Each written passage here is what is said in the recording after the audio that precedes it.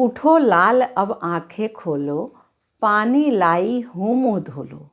बीती रात कमल दल फूले, उनके ऊपर भौरे झूले।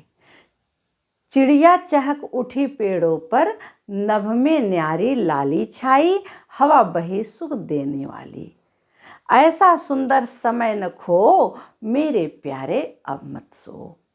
इस कविता को आपने भी पढ़ा होगा और मेरे जीवन में इसने एक अद्भुत चमत्कार किया, क्योंकि जब मेरे बच्चे दोनों छोटे थे तो कभी भी मुझे उन्हें उठाना नहीं पड़ा, कभी भी मुझे परेशानी नहीं हुई, क्योंकि बच्चों को जब मैं ये 2 लाइन सुनाती थी तो छोटे थे तो एक बार बोलते थे ए करते थे, और दोबारा जब ये लाइन उनके कानों में जाती थी तो मुस्कुरा करके उठ जाते थे।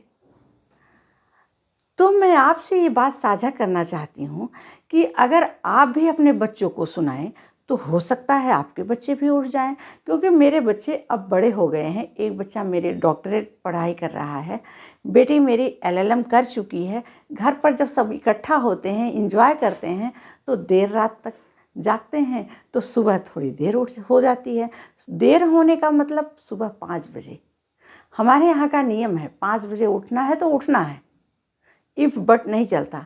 जब 5 से 5 मिनट लेट होता है फिर मैं ये कविता गुनगुनाने लगती हूँ और बच्चे बड़े ही मुस्कुरा करके उठ जाते हैं, कुछ भी नहीं कोई बोलता। हमने ये अपने इन लाइनों से पाया है। तो मैं आपसे भी कहना चाहती हूँ, आप मुस्कुरा करके आप अपने बच्चों को इसी तरीके से उठाइए।